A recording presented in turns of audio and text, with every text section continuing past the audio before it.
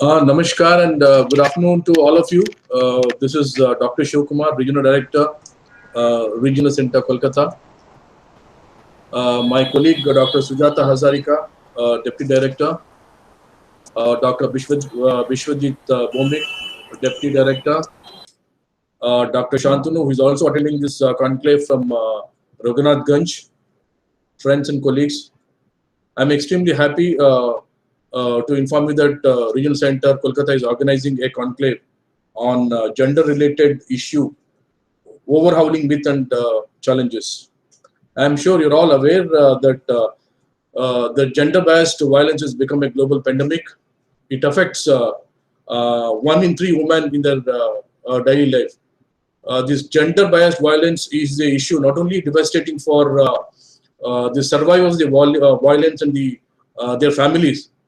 It also have a severe impact on the generation which is also, witnessing this kind of gender-biased violence.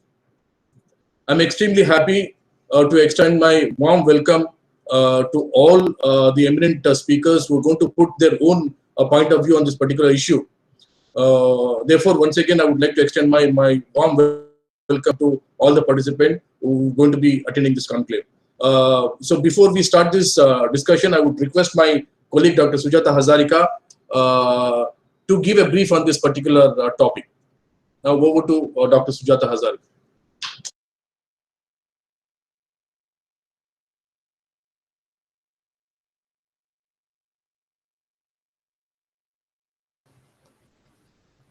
Unmute করতে হবে না।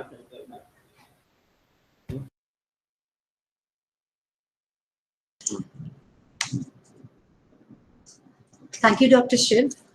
A very, very good morning to all the participants who have joined us here in this conclave today.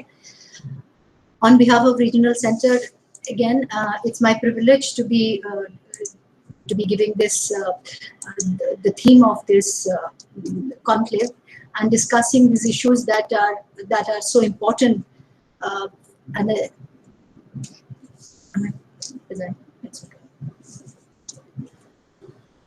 I think the pandemic has taught us some very significant issues. It has not only brought us confronting the different physical challenges that the pandemic could have brought into our lives, but the most important challenge that this pandemic brought to us was the emotional and psychological challenges. Cramped in the household together. And where people have their own kind of issues to deal with. Have their own kinds of issues to deal with. Ideas, aspects of violence and conflict take a very big share. It has also brought us very close to. Connections gone. No problem. No problem.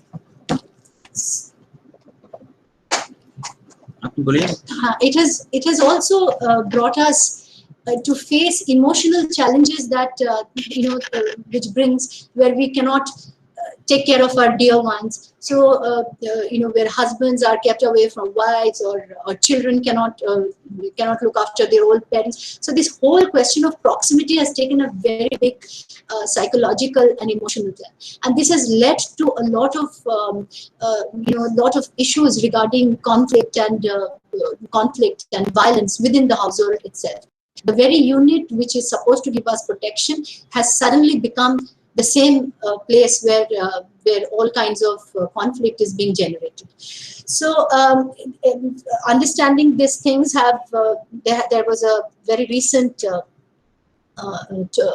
appeal by the United Nations Chief Antonio Guterres. No, a little. So there was where he has appealed to the world governments to take care of violence at home for women and children.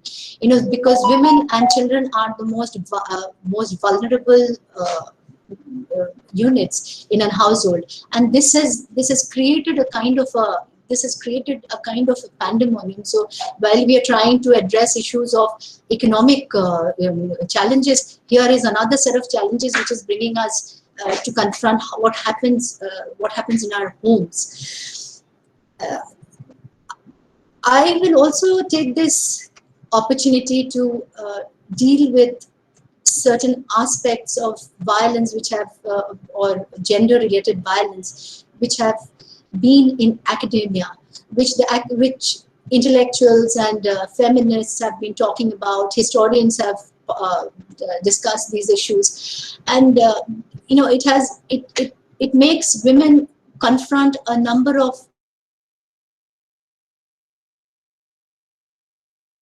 continued till date, and for some reason which we are not aware of, uh, this seems to have passed on, in spite of the fact that violence cannot really be focused. Violence cannot really be talked in terms of any gender, because violence is a category which is universal. Every element in this world, every category, everyone is vulnerable to violence. But what is the reason that we talk about? What is the reason that we talk about? Beg your pardon. Just hold on. I need to go. Will you please come and don't leave the place? Okay. Just don't go from here. No, just round to mute. Okay, so I think we have just there was a little hitch in technology, and Dr. Chaudhary is here. So yeah, you were here. So what I was trying to tell you is, violence is a universal category, and there is no way. Why is it that we try to still talk about gender-related violence? There are certain historical reasons which has created women as a very unique category in that sense. Although we should have, by now, if you look into the civilization maturity that we have reached, we should have been able to talk about no gender situation. But unfortunately, that has not happened, and we still discriminate, and we still engage ourselves with discourses and ideas where the genders are still kept separate. And no matter, and every effort towards universal justice, whether we are talking about individual freedom, we are talking about rational thought, nothing has really taken us towards creating this society which was genderless. So that is a particular challenge. And I would like to, this is a very touching poem by Mari Angelou, the civil rights activist and the poetess who share her experiences of the African women, historical experiences of African women. And I would like to read this out for you in this conclave. She says, the name of the poem is Still I Rise. She says, you may write me down in history with your bitter, twisted lies. You may trod me in the very dirt, but still, like dust, I will rise. Did you want to see me broken, bowed head and lowered eyes, shoulder falling down like teardrops, weakened by my soulful cries?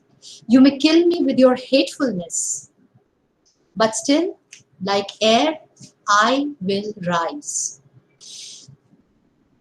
Extremely touching, written by a poetess who wanted to share her experiences of her unique Black history. But the interesting part is, it rings a bell for most women around the world, whoever is placed in which in every space, in any space or time, and any part of the world, and any particular time of history. So this is what is unique. We women can actually voice themselves in one single in one single tone, but at the same time, in spite of their innumerable differences of time and position and space, there is one unique unilaterality when we talk of women and how women can be represented. The fact that we are sitting here today to discuss an issue about women is also very significant, because discussing any issue about women puts all of us, puts the entire group into a space of extreme humility, extreme responsibility, and extreme privilege. To travel this distance from when there was,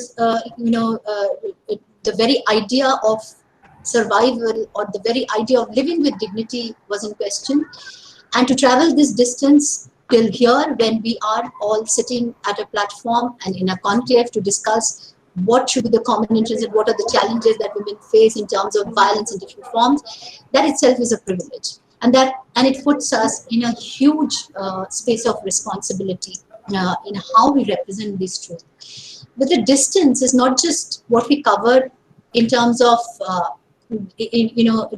is not what we cover in terms of coming from the home to our workplace, or it is not even a distance of a span of a technological era where physical meetings has been transformed into online webinars. What is entailed out here is a distance of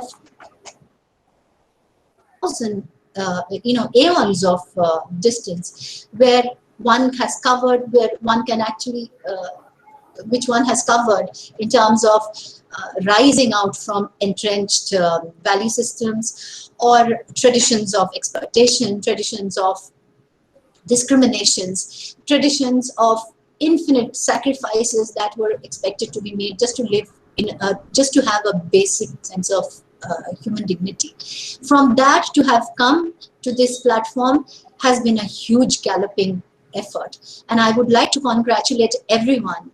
And in this sense, men and women alike, those men who have fought for women and those women who have fought for themselves, for having come to this level where we can talk about why we still need to discuss violence in terms of gender. When I was mentioning about responsibility, I would like this group to keep their attention on a couple of issues that I want to bring here. The first issue is the question of responsibility, the space of responsibility that we are entailed with, as a discussing group out here. We hold the we have a double-edged responsibility shoulder out here. Firstly, to fairly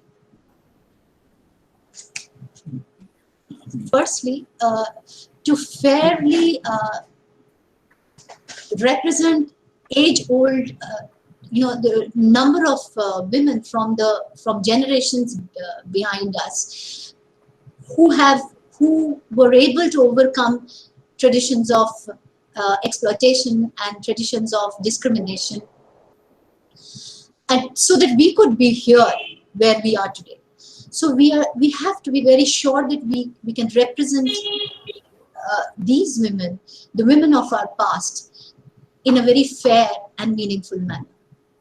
I myself would like to take a little personal journey, reminisce about my two very powerful grandmothers.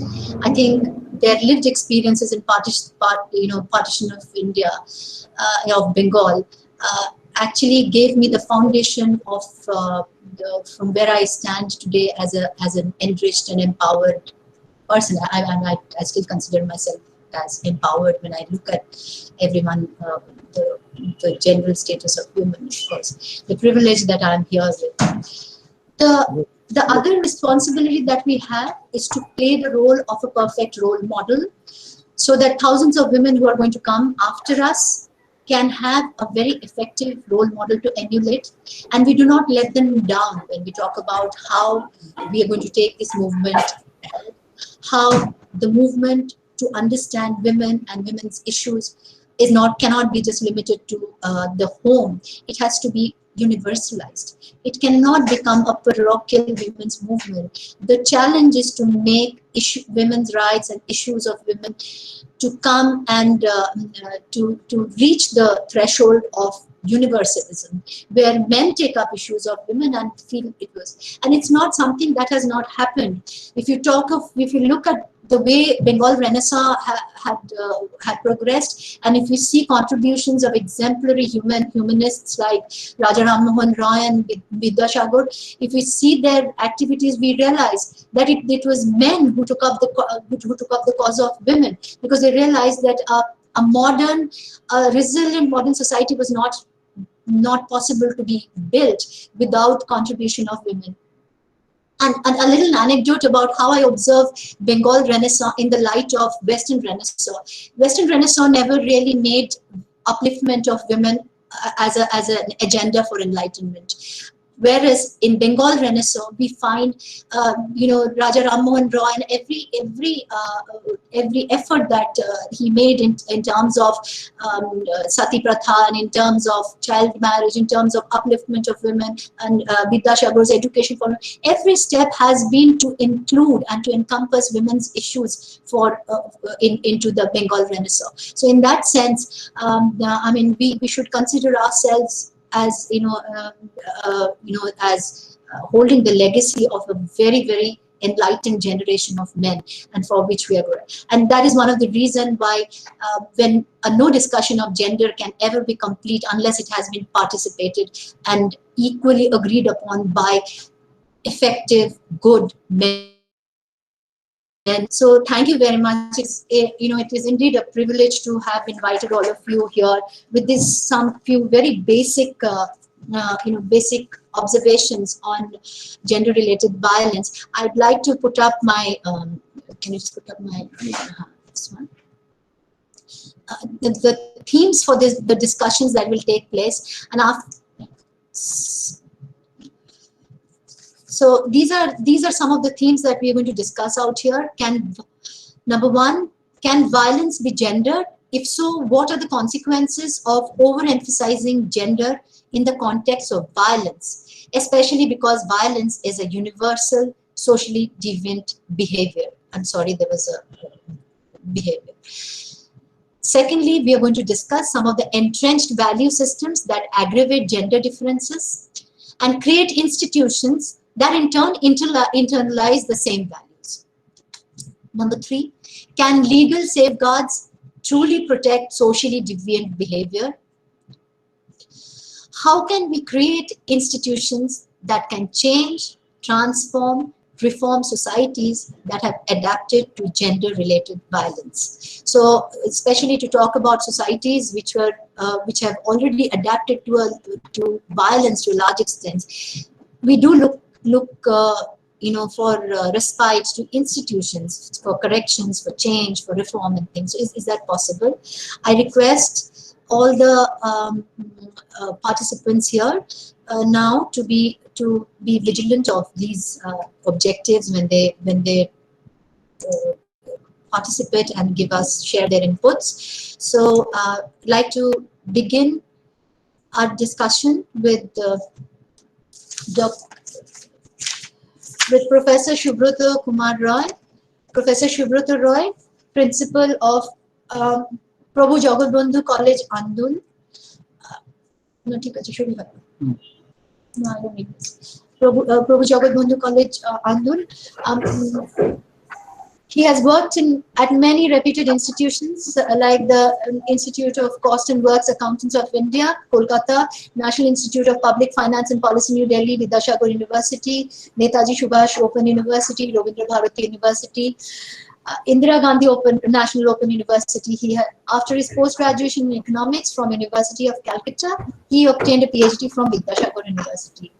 He has also worked as principal investigator in various research projects and is the organizing secretary in different conferences, seminars.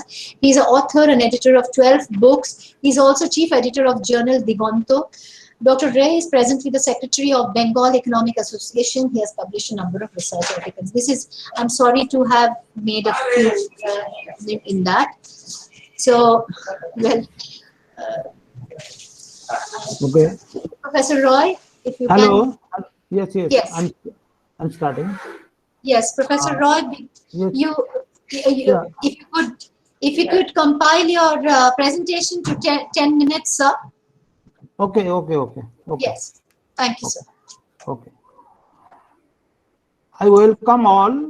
I am very much indebted to the officials of the IGNOU, Dr. Sujata Datta Hazarika, our director Shivakumar ji, and all other deputy directors, and also the other officials of Indira Gandhi National Open University, IGNOU Regional Center, Kolkata. So, with a very short notice, Dr. Sujata Hazarika has invited me to speak something. I am very much proud of this, of her invitation. I have accepted it. So today's topic is actually the gender-related violence.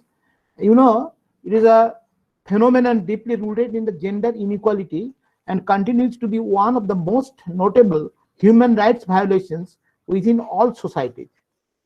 So gender-based violence is violence directed against a person because of their gender. Both women and men experience gender-based violence, but the majority of victims are the women and the girls. I actually listened from Dr. Datta Hazarika's lecture that our Bengal, the Renaissance of Bengal we are proud for that. That Vidyasagar and Radha Ram Mohan Roy and others. So the Brahmo society, the Brahmo Samaj. So they are tried to give some freedom to the women class.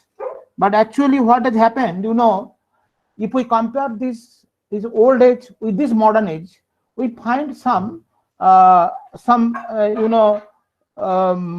contrast, and some and type of similarity also, because today I think we are going to empower the women. In Panchayat, 33% is reserved for the Panchayat election. There is 33% reservation of seats for the women. Definitely, it is a very good weapon, best weapon or better weapon for the women empowerment. Through self-help group, it is also another weapon to for the women empowerment. And in this way, I think the women or the ladies, those who are actually joining the service, that maybe the government sector service, that maybe the private sector job. So I think it is actually the double burden of them, because side by side they have to work, maintain, conduct their home works also. So I think it is a double burden. But despite that, they are very much conscious today that how they can get the economic freedom, financial freedom, and they are they are wanting to the freedom. Actually, freedom means some independent decisions. My question is, to some extent, that if you see the panchayat level administration, then so many members are the women. But actually, we see behind the screen, the husband or the male, they are taking the decision, and just the official execution by the females. So it is. I think why we actually so such type of phenomenon will happen. I think that is also another type of violence, and in the sense that the husbands or the male are so much dominated in our society that the females are not able to work independently.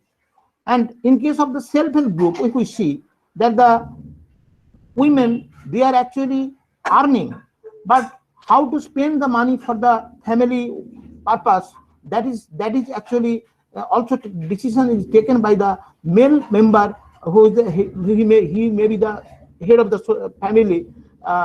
They're taking the decision. Female rarely they took the decision.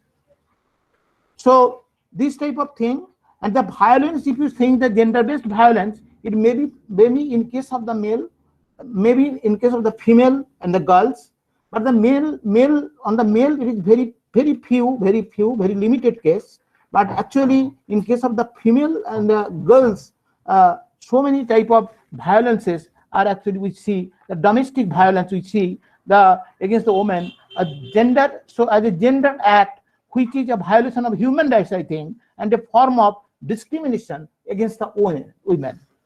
So under this situation, that we see that some statistics that the women actually, the physical and sexual violence, out of 1, and the rape case out of 21, and the trafficking in case of the victims at the 95%, and in case of the stalking it is up out of 5 is 1, and in case of the sexual harassment out of 2 is 1.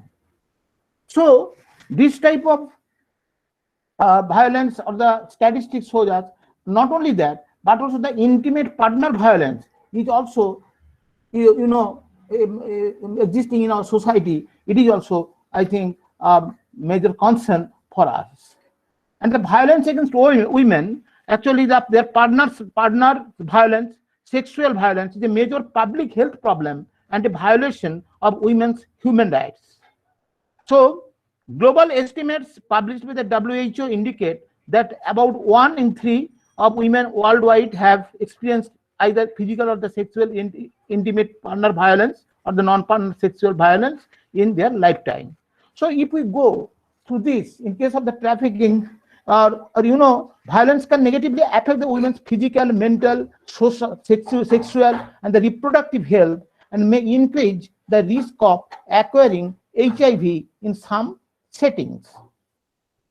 Men are more likely to perpetrate violence if they have low education, a history of child maltreatment, exposure to domestic violence against their mothers, harmful use of alcohol, unequal gender norms, including attitudes accepting of violence, and a sense of entitlement over women. If we read, the case of the entitlement question, so I think our sky, I think that of course the nature says us that the 50% is for women and the 50% is for the male.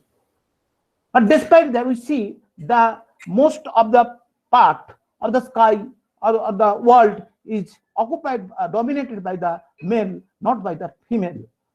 Why they are in so much backward position? Because of the male domination. There is evidence of that advocacy and the empowerment counseling interventions as well as home visitation are promising in preventing or reducing intimate partner violence against the women. Therefore, I think that such type of there are so many risk factors are there. For both intimate partner and the sexual violence. Factors specifically associated with the intimate partner violence include the past history of violence, marital discord and dissatisfaction, etc. Factors specifically associated with sexual violence perpetration include beliefs in family honor and sexual purity, etc. The health consequences I have already discussed, but I am coming to the main point, that is the social and the economic costs. The social and economic costs of intimate partner and sexual violence are enormous and have ripple effects throughout the society. Women may suffer isolation, inability to work, loss of wages, lack of participation in regular activities, and limited ability to care for themselves and their children. So definitely, these type of things, women are very much, helpless. They are very much in backward position. So for their helplessness, we the male should come forward and try to resolve the crisis, to solve the crisis. This is my question.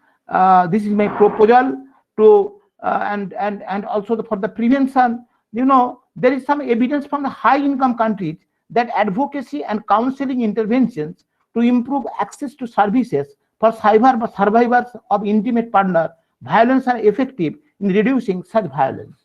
Home visitation programs involving health worker outreach by trained nurses also show promise in reducing intimate partner violence. However, these have yet to be assessed for use in resource-poor setting. So we may say, if there is a paucity of time, I will not take much more. So much evidence are there in the world, in India, in our country. Gender-based violence has been recognized as an international public health and human rights issue, but it is also a key driver of extreme poverty.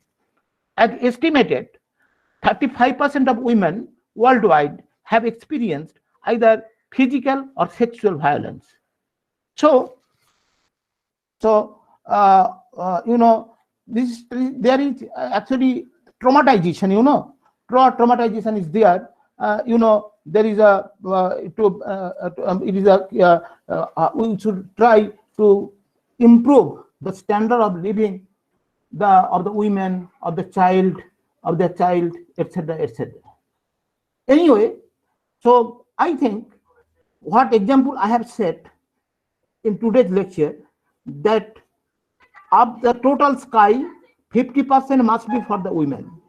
So with these few words, again, I think I, as a male,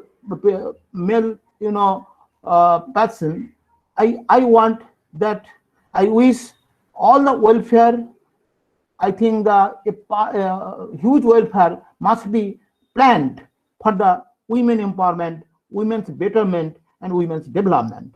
So with the few words, and again, I am thanking to all of you. I am ending my lecture with thanks to all of you. Namaskar. Thank you, Professor Roy. Thank you. It was indeed wonderful and very, very informative also. Your data were very valuable, I'm sure, for this forum. I would now like to request Dr. Rupali Chaudhary, ma'am, Principal Vidyasagar College for Women. She has done her master's degree in chemistry from IIT Kharagpur and a PhD from Jadavpur University. She is currently Principal Vidyasagar College for Women. Ma'am, I would like to specially welcome you here. Your position, your leadership position here to direct one of the most, one of the most significant institutions in Kolkata, which has a legacy that cannot be just mentioned out here. So you are holding the reins of this institution, and you are directing a number of women and taking them ahead. And as I was mentioning in my note earlier, that we have such a responsibility to act as a correct role model for thousands and thousands of women who are going to follow us in future. And how are we going to play that? So I see you in an extremely significant role out here. Thank you, ma'am, for joining us. And please take 10 minutes and give us your inputs. Yeah. Thank you, Dr. Sujata. Can you hear me? Yes, we can hear you. Yes. Yes. First of all, I must thank you for the, I don't know, very, the adulation you have conferred upon me. If I can do justice to that, I'm not so sure. But I'll try my best to give something, very ground experiences within the next 10 minutes. Actually, I must thank not only Dr. Sujata, but also Dr. Shivakumar, of course, as the saying goes, and in keeping with the day's topic, I thank the lady first. Is that okay? Okay. Actually, during my tenure, my journey here at Vidyasagar College for Women, I'm very honored to say that I took a transfer from one Vidyasagar college to another. So Vidyasagar carries a sort of emotional value for me, and his path, his upliftment policies for the women, they carry an immense meaning for me in the larger context. He was such an enlightened person with such a foresight. I'm very sorry to say we haven't, given his social upliftment policies the due that should have been given them. I'm very sorry to say, within the tenure of my 6 years here, we, I must share with you ground experiences. We conduct counseling classes. So we get counselors, two or three of them in a session, and we call the girls in batches and we ask them to share their rough experiences in life, the rougher side. And I can tell you, domestic violence is so common among the lower strata of society. Like in my college, most of the girls are from the lower middle class to uh, you can say almost to daughters of tea shops, sellers of owners of tea shops, or working, doing very mundane activities. It's very difficult for them to sustain their child's education and all that. So anyway, we have put in place some support, financial support systems, but I can tell you, domestic violence is so common, especially with girls. And teenage girls, they are so shy to share whatever has happened with them, which not only borders on sexual abuse, but actually is sexual abuse, I can tell you. And this has got to do with brother in laws, cousin brothers, uncles, and this is tremendous. I can tell you one very bright girl in physics honors. During one of the exams, after having answered her scripts for half an hour, she was nearly in tears. She said, "I can't concentrate. I cannot do my sums. I'm totally, my thinking has gone haywire." So the supervising teacher who was in charge of that classroom, she brought her to me. So I said, "Okay, have a glass of water, calm down, and tell me what's wrong with you." And then she said, "There's a distant cousin of hers. Um, uh, he's trying all sorts of things with her and made false promises to her. And now, due to her, her family has been stigmatized, socially stigmatized." And she was, in shatters, and she was weeping badly. And ultimately, one of our teachers, whose father is a lawyer and a kind of, a counselor to give mental support to such distraught teenagers, we sent her to this gentleman for being counseled, and after that, I think situations improved to some extent. Another thing I want to share with you how this gender bias works. Some of the girls, we have health, uh, uh, what do I say? Mm, Health surveys too. Huh? We get medical counselors and blood tests and all that. And we find often that girls who have blood disorders, may I say partially thalassemic or fully thalassemic, these things are totally uncared for by the families. So once we get the blood report, we call the parents. We have done that. In fact, 2 years back, I think we got a girl who was, thalassemia. There are two kinds. One is, they get it only from the father or the mother. The other is both are carriers. So in that case, the situation becomes very critical. We got such a girl who was, like she was a very serious thalassemia patient. And this was totally not taken care of by the family. But then we, all the parents, we told them that you got to take care of this girl um, as any other child, as a boy child.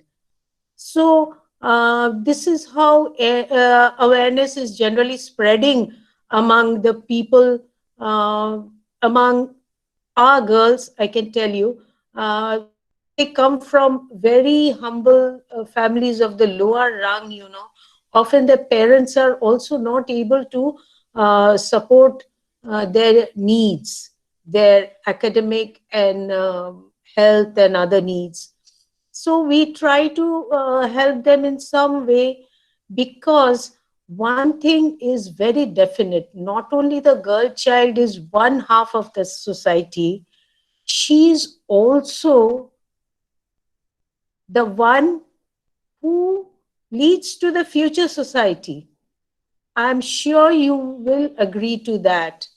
Without a girl child in proper health condition, with proper upbringing, proper academics to support her, you cannot make a healthy society, as Vidyasagar had foreseen long, long back, right? So it's very, very important. It is of utmost importance to bring up a girl child with as much, maybe more care than, well, I'm not going into comparisons in that way, but I just want to say that the health support by the family of a girl child is so very important for the future society. That's what I want to tell you. And what I feel sad is that what Vidyasagar saw 200 years back, he had done so much for the upliftment for the women of our society, but people could grasp very little of that through all these years.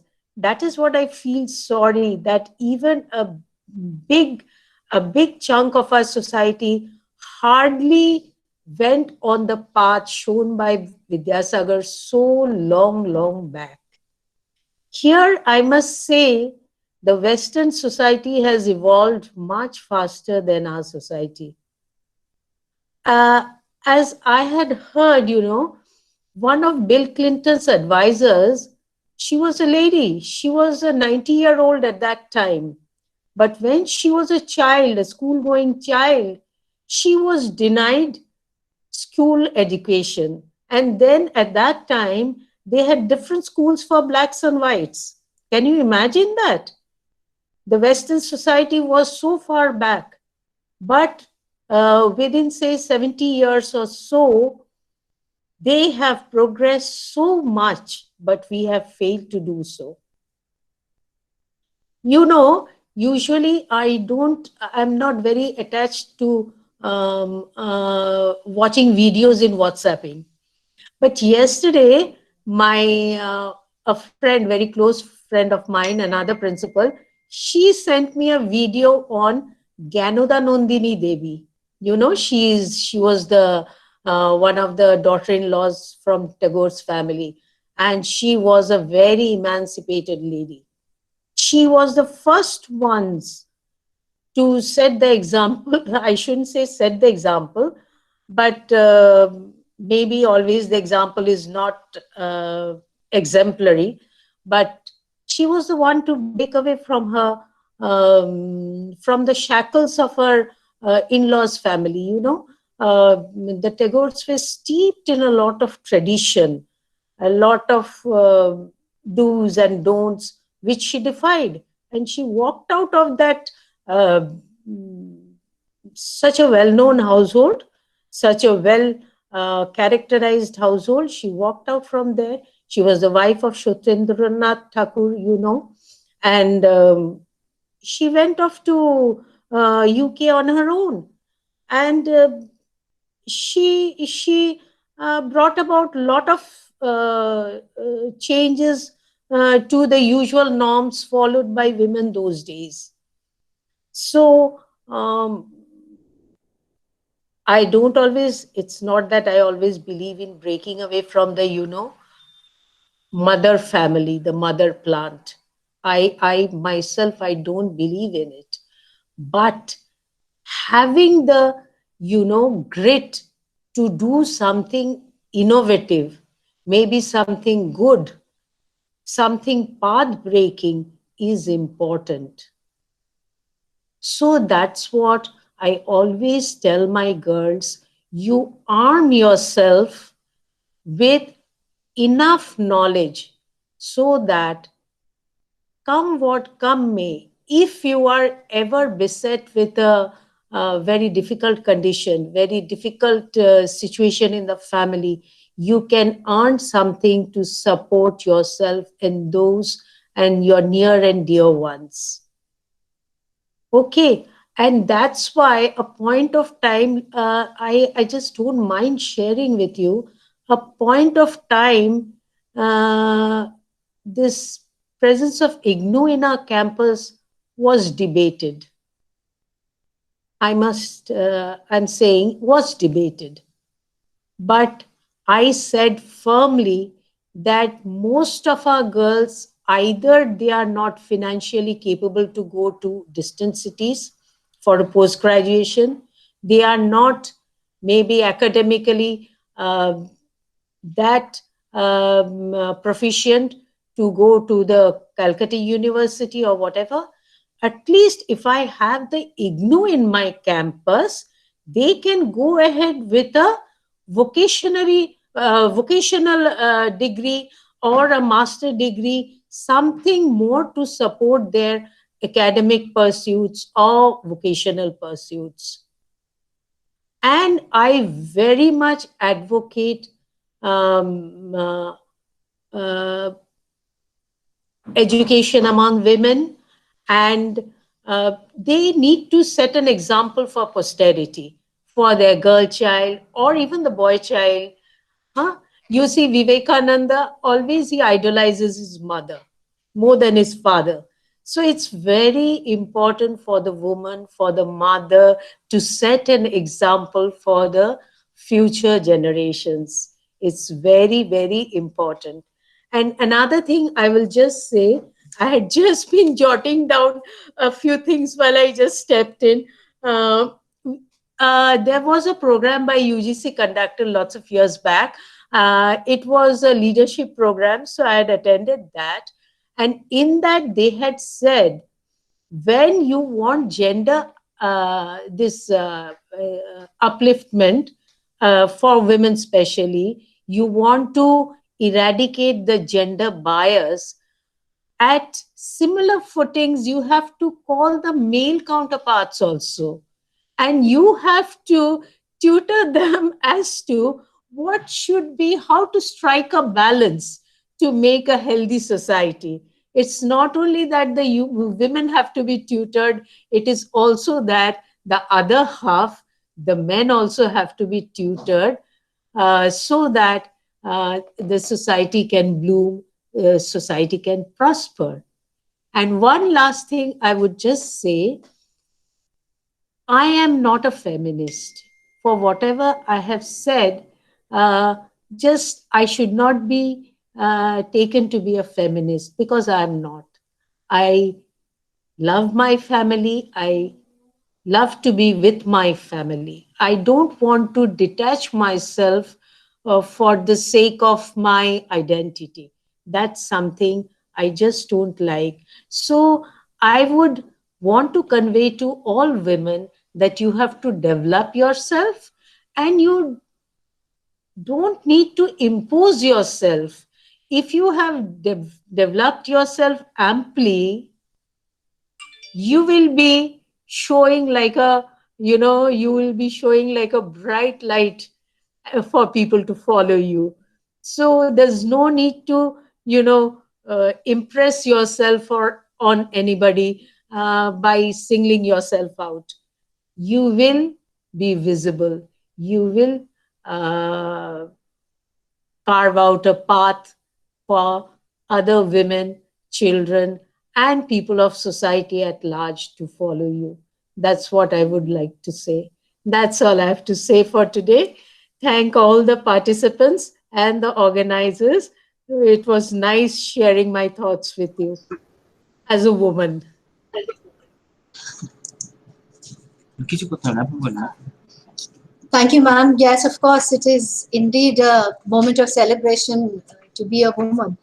But as you rightly pointed out, it's not really it's we can't really see ourselves in contestation with the male, because there is really no meaning in living it like that. So what we really are looking for, you have said that you are not a feminist, and we rightly pointed out, and we all agree with that. It doesn't make sense to be a feminist any longer, because what we are really trying to do is to move ahead in the path of universal justice. So whether it is a man and a woman, everybody needs to be taken care of and safeguarded when it comes to violence. Nobody is going to tolerate violence in a society. So yes, of course, we understand that. And thank you so much, ma'am. And I will now request our next participant, Dr. Moshumi Gangopadhyay, mental health professional for the West Bengal Police. Dr. Moshumi, thank you, ma'am. Dr. Moshumi, are you here? Rita Huh? No, she works for the police mental thing. Where is she now? Chatterjee ji. Okay, so I think we have just lost our connection for a while. So can we just we will now talk to Dr. Rita Chatterjee. Ma'am, are you here? Okay, I'm sorry. Dr. Moshmi again left. Okay, Rita. Okay, I think it's the fault of technology. I'm sorry. Who is Rita Chatterjee ji. Dr. Rita Chatterjee? Oh, Yes, I'm there. so you're there. Okay, so Dr. Ganguly, are you ready for your intervention? I will just briefly introduce you. And uh, Dr. Gangopadhyay has spent 15 years as a counselor and therapist. Her career has touched people from all walks of life. She has worked for the Ministry of Home Affairs, where juggling her sessions between different prisons and correctional homes. With proven expertise in domestic and intimate partner violence, she has worked with victims of trauma, anxiety, and stress. Along with her own practice, she currently works as a mental health professional for the West Bengal Police and is honored to be, yes, was here. Thank you for being here, Dr. Ganguly. A very hearty welcome, and we would like you to share your experiences and also give us, I would like to request the participants at the end of the meeting, we will have another 5 minutes or 10 minutes maybe, where I'd like to request you to keep in mind the objectives that we had mentioned earlier. Can you just put up the objectives that we had, so so our participants can have a look at the objectives while they are. So Dr. Ganguly, please carry on, move on, and thank you. Thank you, Dr. Hajarika. I would thank Dr. Kumar and Dr. Hajarika for inviting me over to this conclave. And I'm really honored to be here among such esteemed speakers. I wouldn't go to the statistics, because everyone has spoken of the statistics of domestic violence and how United Nations has said that COVID has increased the rise in domestic violence.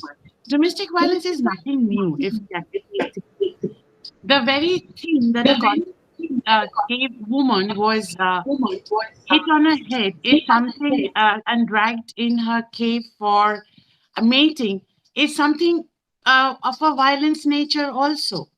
Even if we walk down history, there are women like in Indian context, if we take Sita, Draupadi, Ahulya, Khana, they have all met with domestic violence. So I cannot say that domestic violence cropped up all of a sudden from nowhere. It was always there across the world, and women did face it.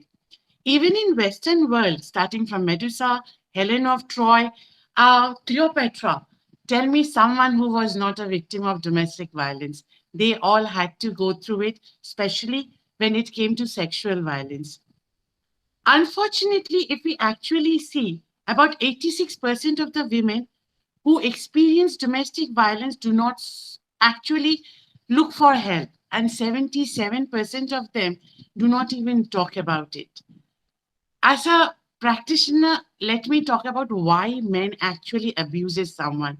Because you see, men and women both like uh, uh, Professor just before me said that when and women, and Dr. Ray also said that both are needed in the society. We cannot do without women, and neither can we do without men. But then why men abuse? There are many different causes why somebody might be an abuser. Many times it goes back to the family structure. If they get to see violence as a child, because as children it is a habit that we learn by repetition. As grown up they do the same thing. Even with children who have seen child abuse are people who ends up sometimes being abusers themselves.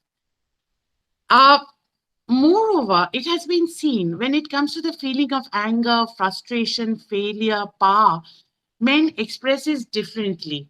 And sometimes it is through abusive and derogatory languages, through sometimes even it is through hurting their partners or other people in the family financially, sexually, psychologically.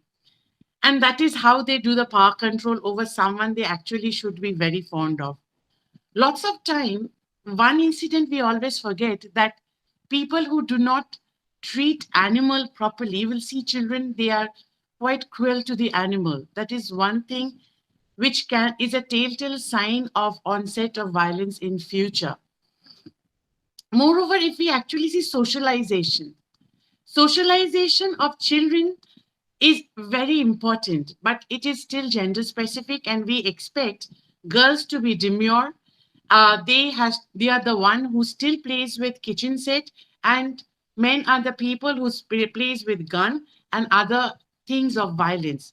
So obviously, this stereotypical role model when it comes to socializing of children is something which makes the child believe that it is okay to impart violence on their partner or on someone they shared the house with. Moreover, it is very sad. We still tell our boys that men are not supposed to cry or show any weakness or show their feeling and emotion. Uh, these things are really, really very unfair, because we actually, as mothers, we actually, as caregivers, we have started the damage. The emotional damage that we are doing is something which reaps as domestic violence later in life. Um, Violence among boys is very common, and we always use a lame statement like boys will be boys, and not understanding what damage actually they are contributing towards the society. Sometimes, when men lose control in one aspect of their life, they take control on another aspect of their life, and mostly it is something close at home which faces the brunt of it. It has been seen that men, when faced with failure or frustration, like things that happened during pandemic when men lost their job or they were under immense pressure or stress, these the number of abuse actually rose because they didn't know how to express their stress or the pressure they were going through. I talk briefly about psychological concern faced by victims of domestic violence. Victims who face domestic violence or abuse are considerably high risk of expressing range of mental health condition, including feeling of deep shame, complex PTSD, depression, anxiety, substance abuse, and repeated thoughts of suicide. Whether the abuse is inflicted by partner, sibling, relative, spouse, lover, friend, or co-workers, enduring years or of decades of relentless and deliberate abuse, be it any act of commission or omission or conduct resulting in physical, verbal, emotional, sexual, economic abuse, and this rage from calling names, insulting, humiliating, controlling behavior, physical, emotional, sexual violence, and depriving one of the basic rights and liberties typically leave the victim or the survivor with a plethora of complex PTSD symptoms to deal with. They often include unpleasant instinctual feeling of deep shame. Deep shame stems from the feeling of all uh, internalized belief that they are intently bad, defective, and not good for anything. And after having continuous hateful, degrading, or humiliating messages drummed into them by the abuser, it is no wonder why the feeling of worthlessness, hopelessness, and shame become a deep rooted feeling amongst the survivor of victims of domestic violence. There is some points I want to share here regarding deep-rooted shame. Some of them are trust issue, being a people pleaser, self-sabotage, feeling undeserving of love, never feeling safe, feeling that fault lies in oneself, feeling that one need to be perfect in all aspects of life, constantly feeling that you are at fault, especially something goes wrong, that feeling that you went wrong because of the victim, lingering sense of worthlessness and not being good enough for anybody. Unfortunately, this deep shame is very common trait faced by the victims of domestic violence after abuse. Other symptoms which they face are hypervigilance, persistence, perception of heightened current threat, enhanced started reflex like being on the edge. This leads to irritability and insomnia. uh, re-experiencing like any victims who has survived domestic violence or who are in domestic violence would have flashback, vivid, intuitive, and disturbing memories, and even nightmares, which can be horrific. Alert attention and like they have dissociation and amnesia. Sometimes they just forget, what actually happened to them. So it can be quite traumatizing. Emotional dysregulation. Problem is affect regulation. This leads to self-harm and rage. Interpersonal instability. Difficulty in sustaining relationship, feeling close to others. This causes withdrawal and helplessness. Belief system is affected. This is diminished, and there is a feeling of defeat, worthlessness, shame, guilt, and failure. One loses faith, self, and in the people they are supposed to have the maximum faith in. Somatic symptoms, strong physical sensation, strong overwhelming emotion, fears, horror. These leads to headache, pain, nausea, irritable bowel syndromes, and many other psychosomatic disorder, avoidance of thought, memories, and reminders of triggers. Last but not the least, why domestic violence victims do not leave. Because of time constraint, I'll just tell the points. They are fear, damaged self-worth, distorted thoughts, family expectation and experience, financial constraint, isolation, children, and wanting to be a savior.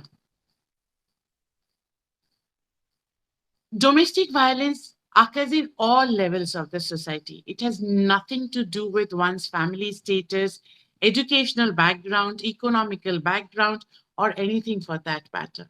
It can happen to a person like me and you.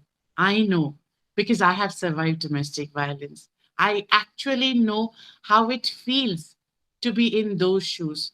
So, my humble request to everyone who is a panelist today, you do not have to know a woman to treat her right, because we always quote that you have a mother or a sister or a daughter in your family. I deserve to be treated properly because I'm another human being. Without me, this world is not complete. Thank you.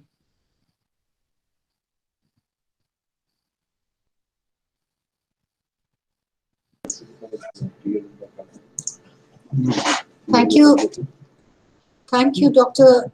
Moshumi, uh, for your very structured and yet insightful presentation.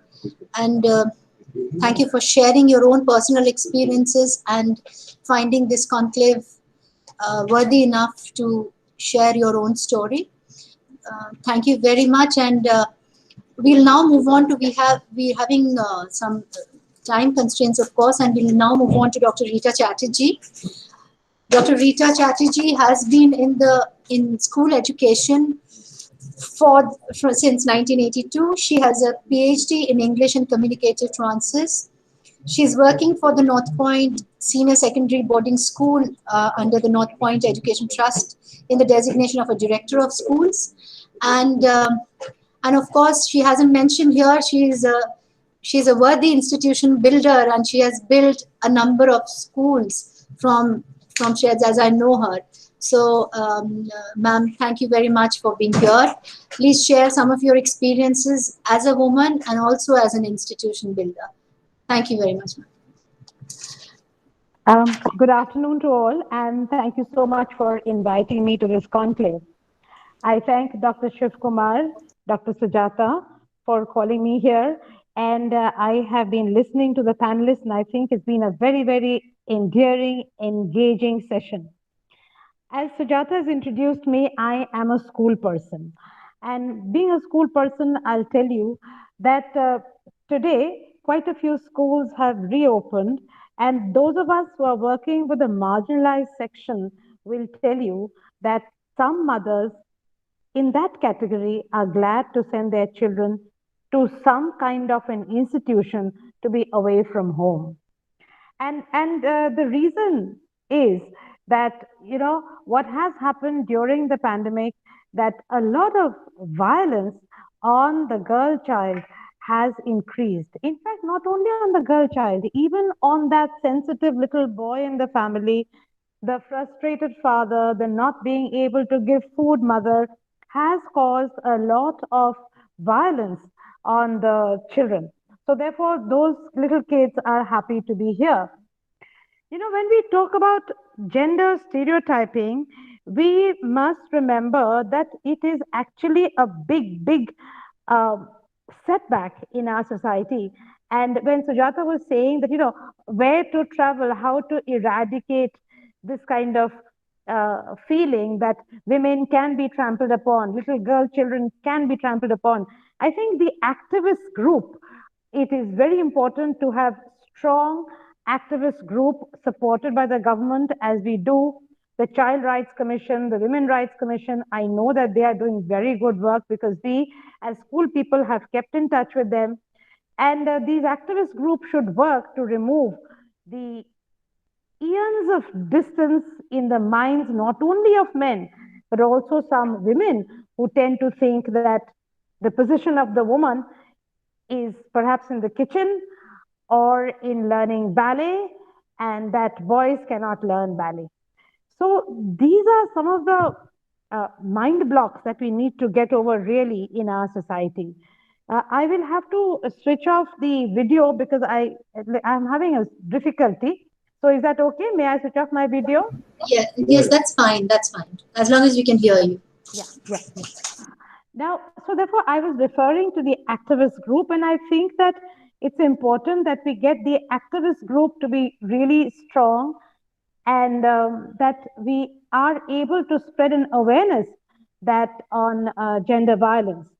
You know, sexual violence during emergencies, as we have known by the recent study during the pandemic, is a reality, and it is widespread throughout the world. This is true even in times of peace and stability, but it escalates during humanitarian crisis. In conflicts, we have all known of war stories where the women's bodies become battlegrounds with rape used to humiliate and dominate. Protection systems collapse during natural disasters, leaving women and girls extremely vulnerable. And of course, we know about child marriage. A form of gender-based violence is often seen as a coping mechanism when there is crisis in the families. Yet, common misconceptions about gender-based violence end up stigmatizing survivors and undermining efforts to keep people safe. Humanitarian organizations should actually be able to shatter some of the myths that perpetrate violence and block survivors from the services they need. We often say that victims of gender violence are helpless and they are weak. The more we say that, the more stronger becomes a person who's actually victimizing. People who endure violence react in endless variety of ways. Some are angry, some are distressed, some have no obvious external reaction. Misguided assumptions about how survivors are supposed to act leads people to doubt truthful accounts of violence. Survivors of gender-based violence can and should be empowered. And that is what I have seen the Women Rights Commission here in Kolkata doing. And I keep repeating that because I have been to a lot of their seminars. I work sometimes alongside them because of school. We need to often refer to the rules and regulations. And the kind of rules that they have are very protective of the girl child, as long as the families know about it. I think what majorly happens is that families are scared to approach higher authorities. And I think we need the higher authorities to be able to disseminate the information that they are approachable. I really don't have much to talk about in this context. And humanitarian groups can only take action when there's proof of sexual violence. This becomes a little difficult because it is often believed that evidence is required, and sometimes keeping of evidence is also not possible. So therefore, these are the crisis conditions that we must ensure that we work together to kind of ameliorate the violence that is perpetrated on little girl children and even boys. With that, I thank you for inviting me, and I'm hoping I'll be able to hear and be a part of more such engaging conversations. Thanks so much. Thank you, Dr. Rita Chatterjee. Your inputs have been well taken, and we are happy that you brought out some significant aspects, I think, about how school, from the perspective of school children also, I mean, really gender-centered centric violence has no age to think. And that's the reason we wanted somebody with your experience of school education. Thank you so much. We will now come to two of our proud IGNOU learners, and I would like to introduce both of them as our IGNOU learners because we are very proud of the achievements they have made and how they have treaded this path with IGNOU all throughout. And so here there's Mr. Abhishek Chakraborty, Department of Revenue, Ministry of Finance, Government of India. He's an alumnus of St. Xavier's College, Kolkata, and he joined WBCS in 2005. He joined the Central Services in 2010 and is presently working in the Department of Review, Ministry of Finance. Engaged in lifelong learning, he joined IGNOU's Master's course in Gandhi and Peace Studies in 2018. He's presently preparing for research work in the field of peace and conflict. Mr. Chakraborty, thank you very much for joining us here. And you are an aspirant of lifelong learning with IGNOU. And we are very happy to have you here with us to share your academic pursuits of conflict studies that you have been associating with. And of course, Gandhian study, which makes your inputs even more significant for this meeting. So, Mr. Chakraborty, would you like to begin, please? Thank you, ma'am. Can you hear me? Yes. Am I audible there? Yes, you are. Thank you, ma'am. Actually, thanking you and the Honorable Director for inviting me. And actually, I've come to join this discourse more as a listener than a speaker. So much, the amount of learning that I had, witnessed in last an hour. Obviously, I'm privileged to that. The thing, actually, you're talking about Gandhi. So before getting into Gandhi, let me refer some other Gandhi, which is Frontier Gandhi. So Khan Abdul Ghaffar Khan once said that if you want to know about a culture, then you can know it through how they treat their women. So that is how you that's how you can find out, how the culture is, how evolved the culture is, how the civilization is all about. Before getting into Gandhi, I'll just, being a student of peace and conflict studies, mm, I'll be very brief and put up some, matters on violence. Actually, the understanding of violence. Uh, uh, since the topic of today's discussion is about gender violence and myths and all these things, there are certain myths about violence. Like in common parlance, we tend to think violence into certain narratives. So let me deal with them one after another. The first thing is that uh, uh, when we deal with violence, we tend to think that violence is exclusively refers to physical harm.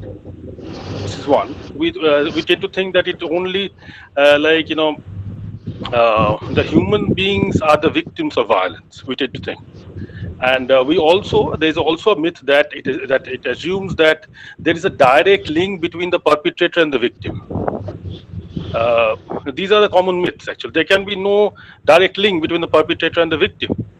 So there lies our understanding, the subject's understanding of violence, where the structural violence plays much greater role than the direct violence. It is like that iceberg. That the 9/10 of the iceberg is that structural violence that leads to the direct violence. So let me give you an example. We all know about. I think most of us know about. In 2017 in Pakistan, there was a lady. I think she was in her 20s, early 20s. Her name was Asia Bibi.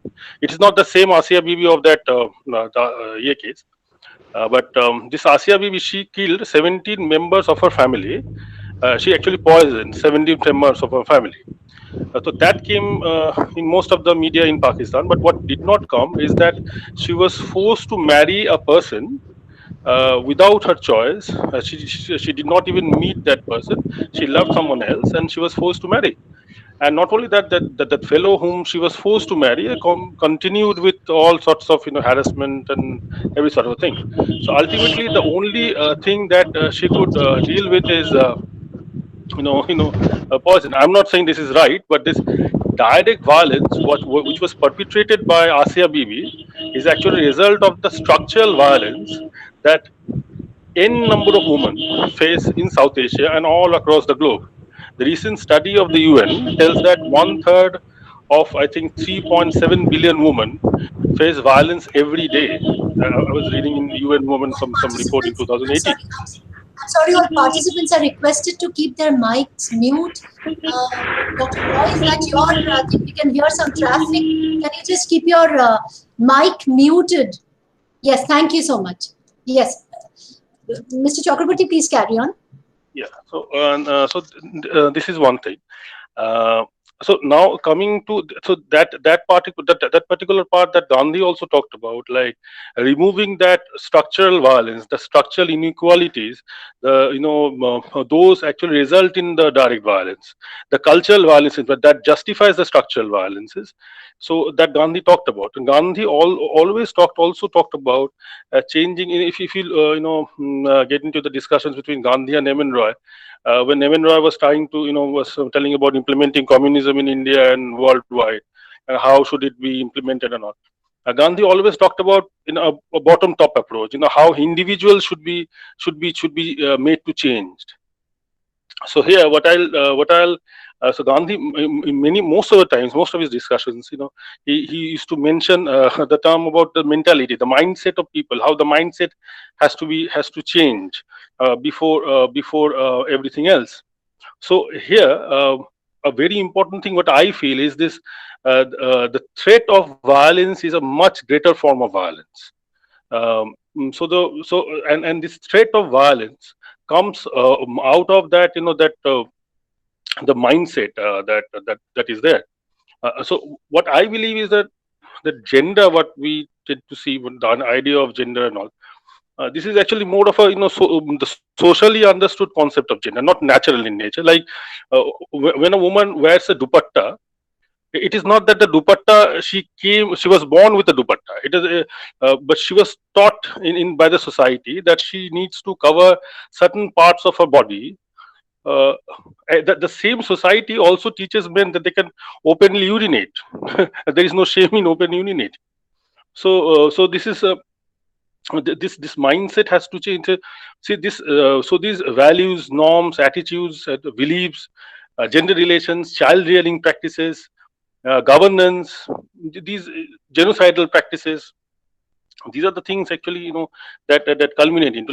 If you really want to, understand this mindset of it, then we can.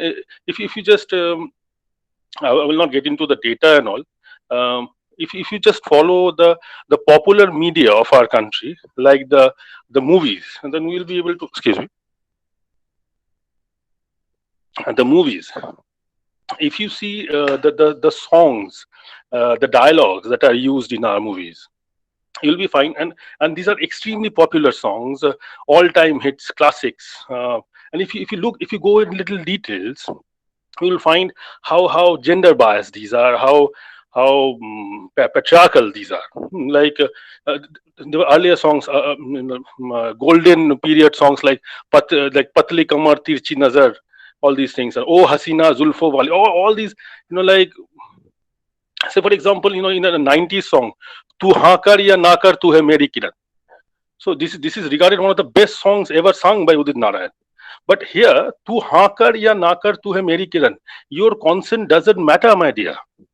You are mine. So suddenly, if you turn up and say that you are not mine, I'm gonna throw acid on your face, because you're supposed to be mine because I like you.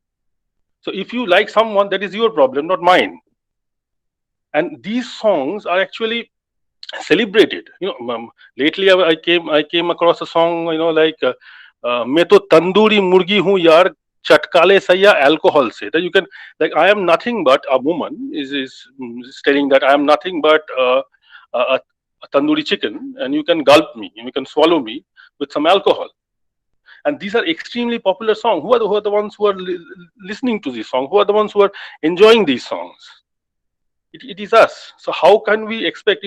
We tend to criticize Saudi Arabia, where where the punishment rule is that, I know most of you know that in Saudi Arabia there are blood money, and like the value of a woman is half that of a man. And so if you kill a woman, and if you kill a man, then obviously if you pay 10 lakh for a man, you have to pay only 5 lakh for a woman. So we tend to criticize them. But what about us? Are we any better? The people who enjoy these sort of songs. So how do we define rapist? We tend to use the word, that who is a rapist? The one who perpetrates the crime. What about those people? After that Hyderabad incident where the girl who was returning from office got sexually abused.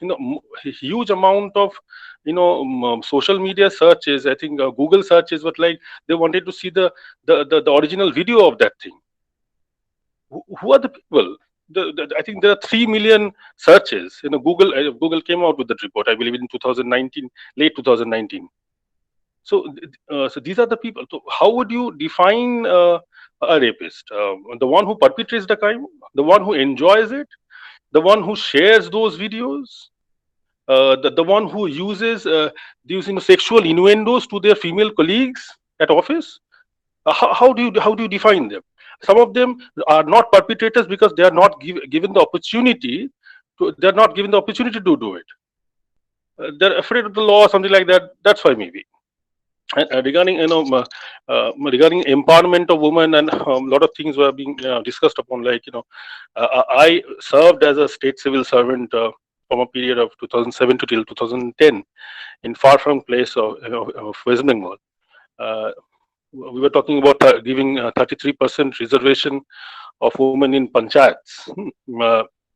In most of the cases where these reservations are given, actually, the women who are like panchayat pradhans and upapradhans and panchayat samiti presidents and all. I'm not saying all, but a majority of them are like rubber stamps. Like they are used by other male counterparts of theirs. to do their work. Recently, I think if you have watched that that with the web series of Panchayat, I think in Amazon Prime, the same thing was shown. That Panchayat Pradhan, there was a lady, and actually he and his husband was called Pradhan Pati. And so Pradhan Pati was a particular designation that is actually prevalently used in places like Uttar Pradesh, northern Bihar, in Haryana, and others, mainly the Jat where the population of Jats are higher. So these are the things. And so I have more questions actually, because I'm still a researcher, and most of the panelists, they know much more, they studied much more. So my questions are to them, how to define this, how to segregate this, how to segregate the violence, means how to identify what is a violence and what is not. Thank you, sir. Thank you so much. Thank you, Mr. Chakraborty. Yes, that was clearly a lot of insights and not very bookish, but very, very practical observations that you have made, and very significant, I must say. Yes, these are very significant observations, which, as you said, which is a kind of, which are actually the sources that lead to the final stage of when finally the violence has been committed, or the final violence has been committed, a murder has been committed. That is the structural violence, ma'am. That is the structural violence, ma'am. So this is basically the process and the source that you have acquainted us. Thank you so much. And I think because we are running really short of time, and we will now go to another significant IGNOU learner who we have identified to participate here, Mr. Rahmat Ali. He's from Calcutta and a retired officer of State Bank of India, where he served for the last 39 years. He is dedicated to studies, and again, of course, committed to a lifelong learning, which IGNOU has been, implementing. And he has recently passed his 8th master's degree. So we are almost flaunting Mr. Rahmat Ali, because he's one example of which completely showcases IGNOU's mandate of democratizing education and having an inclusive education for all. So you see, he has passed and he has completed his 8th master's degree, and which is also the 5th in succession from IGNOU. So he has done MCA, MBA, MEC, MEG, MH. Post-retirement, now he's involved in teaching French language.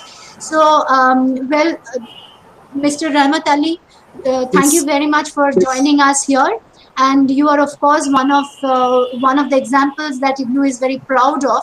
And with your maturity of age and and commitment to education, that I find your inputs will be very essential, and your inputs will be very significant. How you look at gender-related violence. So please, can you please limit your talk to 7 minutes? Okay. So that would be.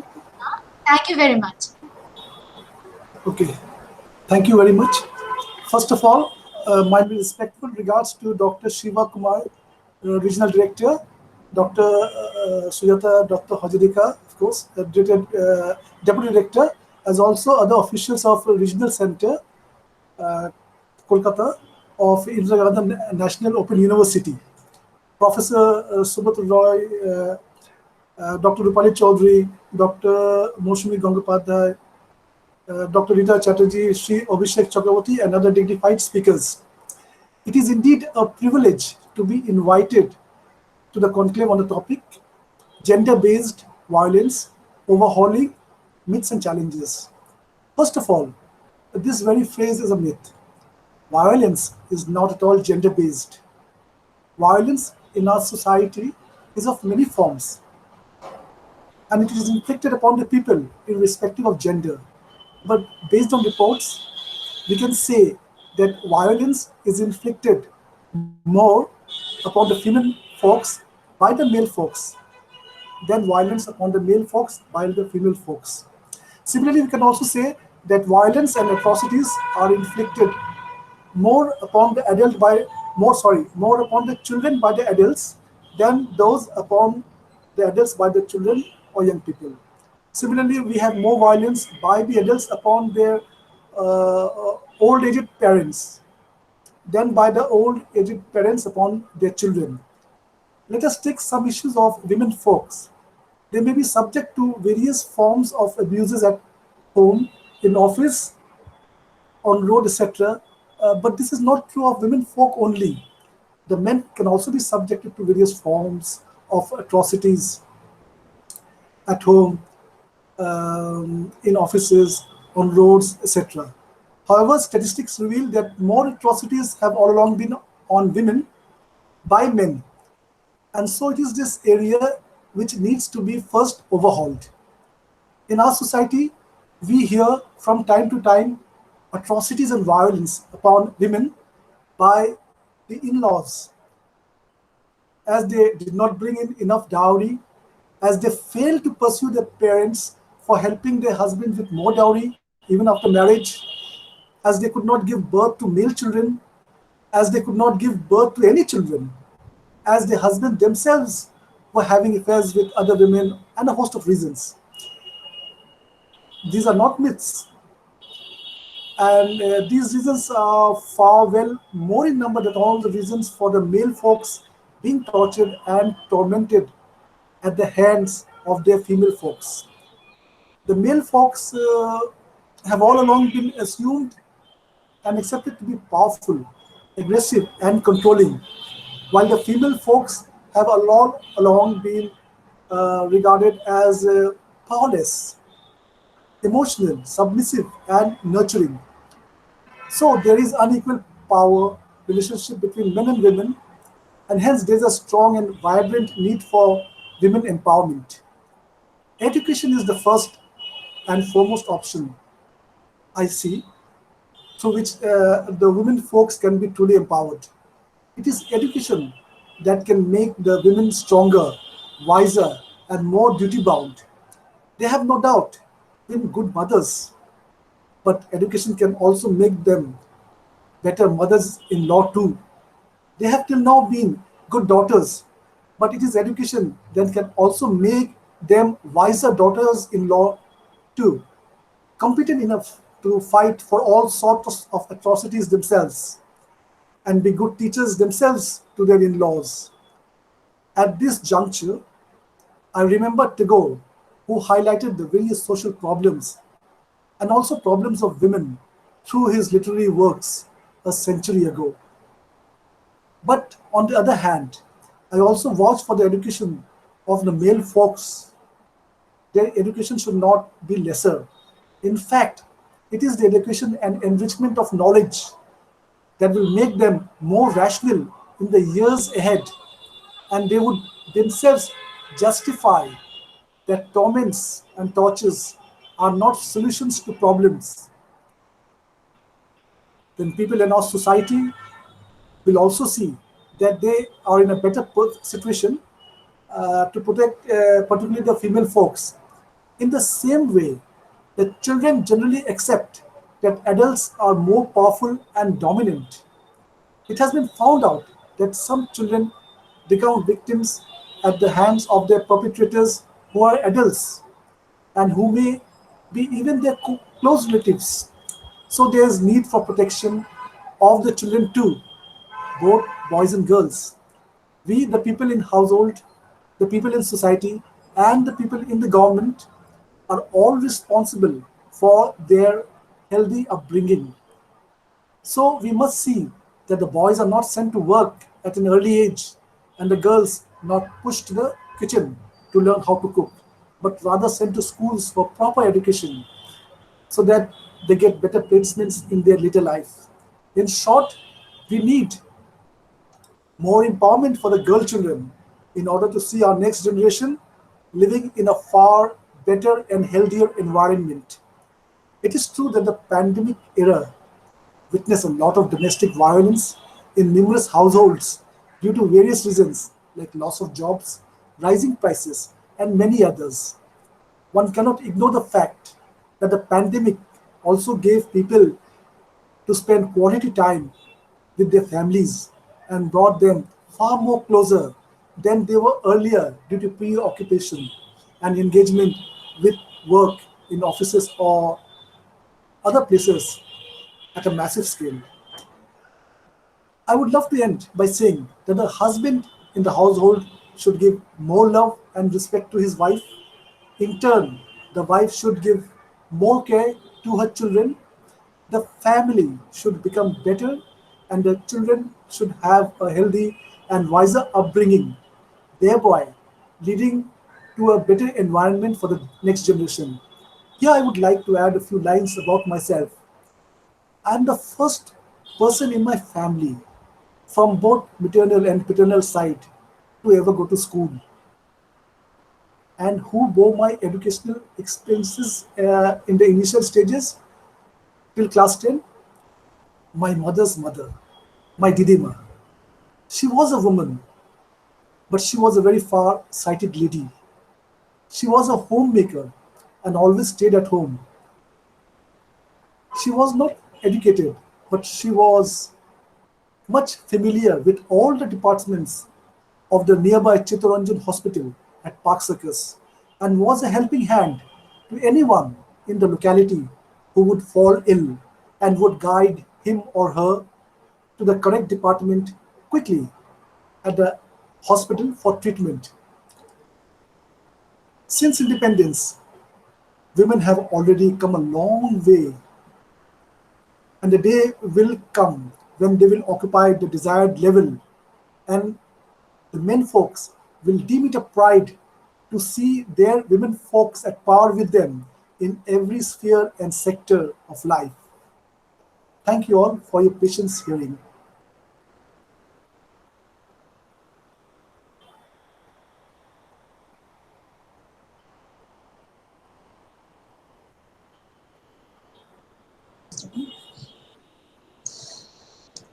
Mr. Mr. Ali, thank you very much for your inputs. And with that, I think we are finishing with the inputs from all our participants.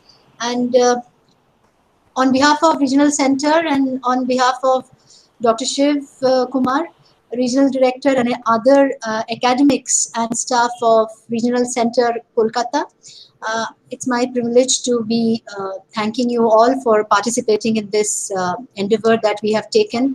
This endeavor was part of being, making our little inputs or touching, making our own small contribution that we can make in the area of gender-related violence, which is taking a shape that is of, that is going to be Herculean in times. We don't know how the pandemic is going to turn out and whether we are going to go through a second phase or what is going to happen.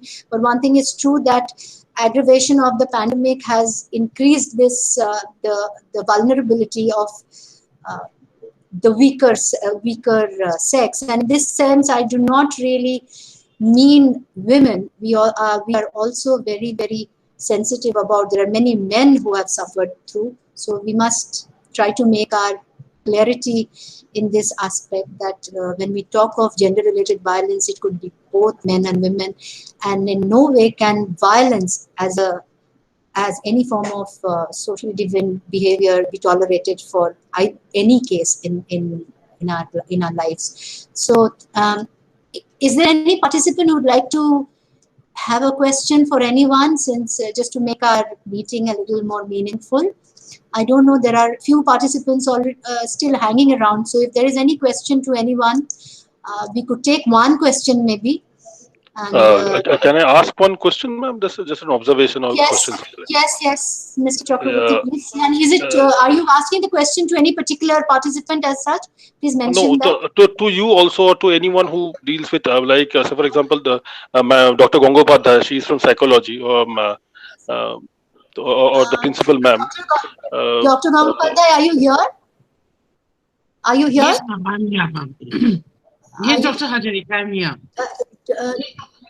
Oh, okay, fine. Okay, all right then. So, Mr. Chakraborty, please go ahead. Yes.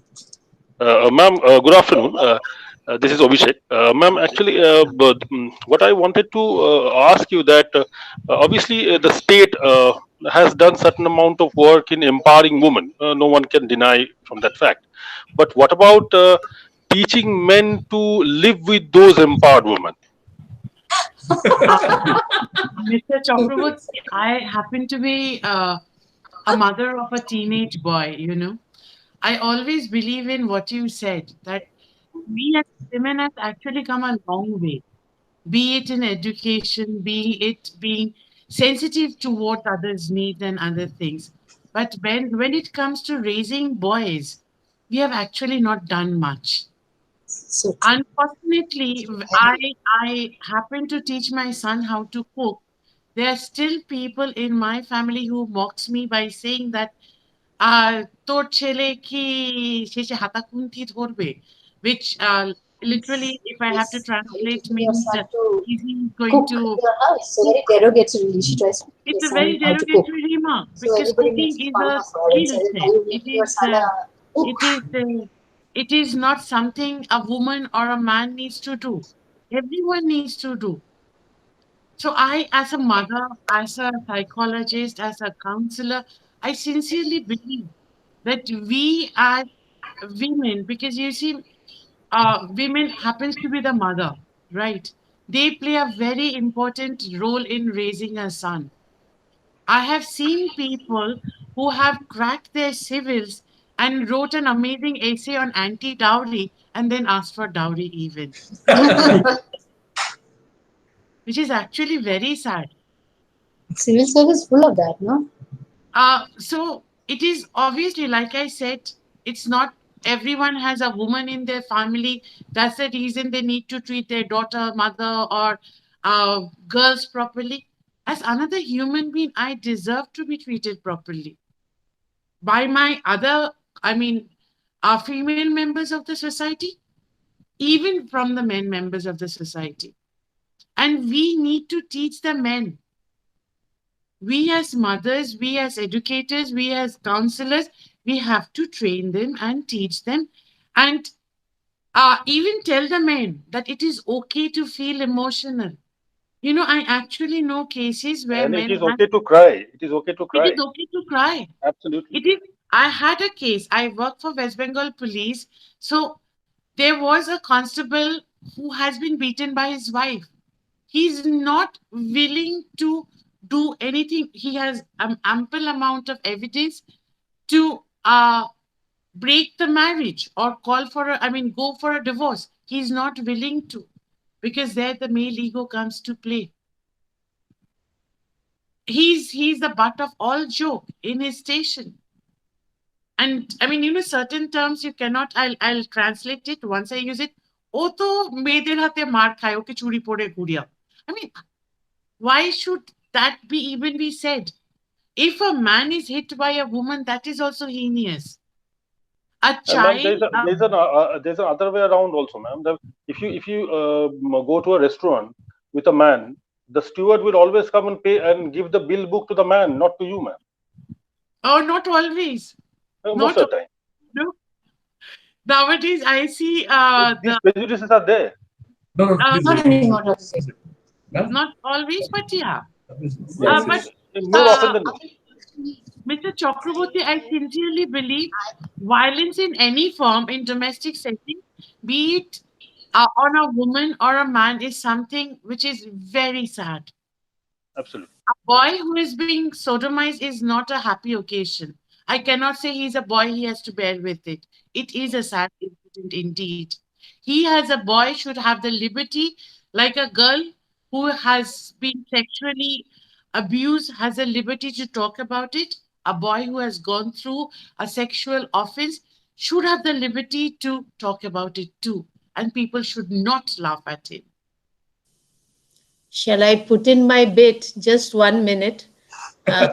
Yes, ma'am. Yes, yes, ma'am. Please do. It's very true. When you go out to a restaurant and there is a man and a woman, obviously the waiter comes and puts the bill book right in front of the man. But maybe the woman Sorry, is there with ma'am. the We couldn't hear you. We couldn't hear you. We couldn't hear you.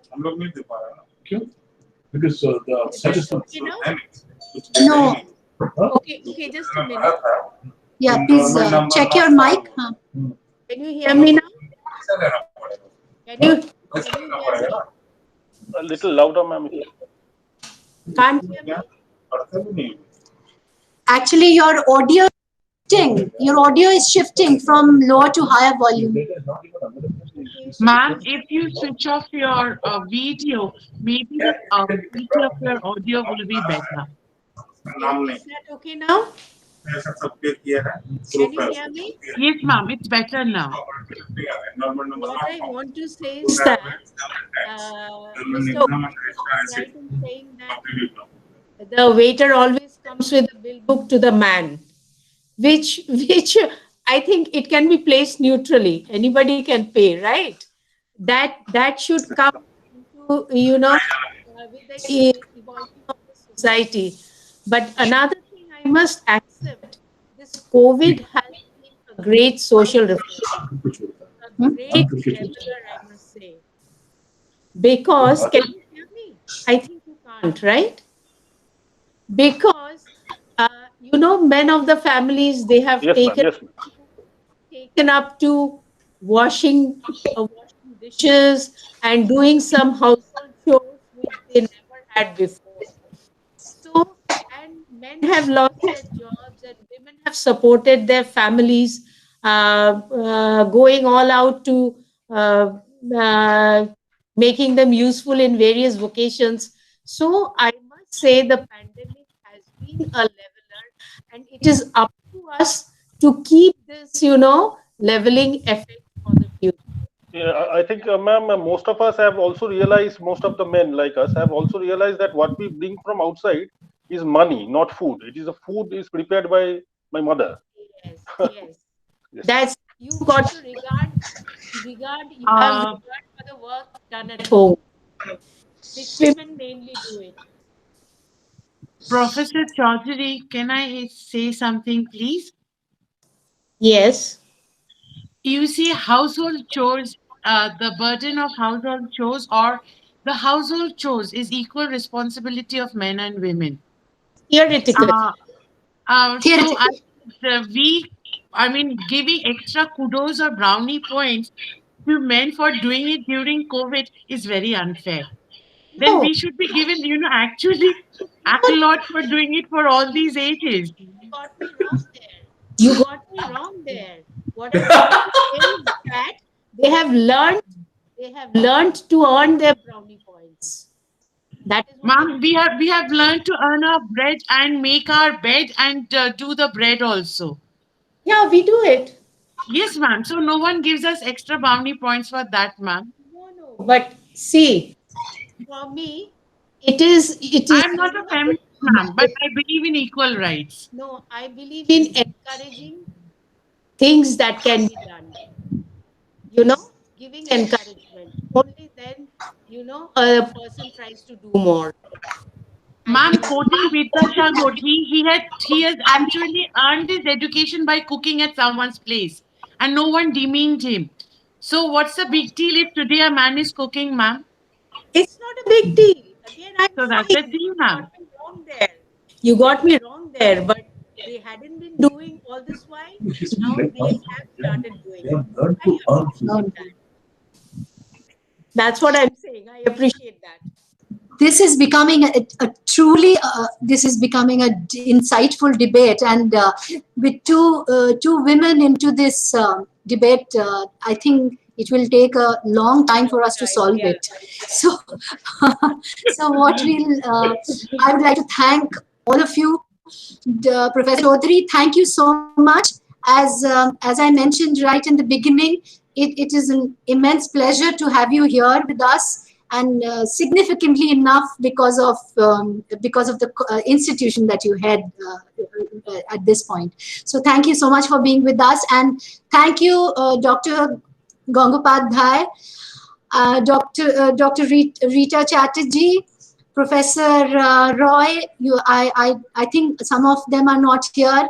Mr. Chakraborty, who is here, and as I know him I knew him as a learner, and now I know him as a, truly as a person who has been interacting extremely academically on an issue which is very complicated. But yes, it was very nice to have you here, and a perfect application of your peace and conflict studies, and you have applied it into the women gender-centric violence. So it is admirable to do that. It was very nice to have you here. And of course, Mr. Rahmat Ali, you are an inspiration to a number of our IGNOU students, and we always like to have you here and share your experiences.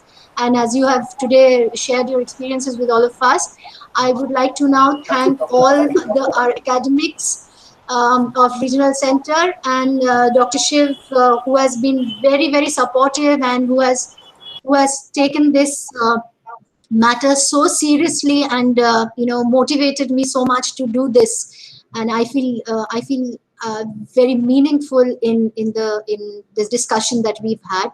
So thank you very much. Thank you, all of you. And I would like to thank you for taking your time. And we will again meet for many other ventures like this. Thank you very much. Thank you. Thank you. Dr. America. Thank you, everyone. Good day. Have a nice day.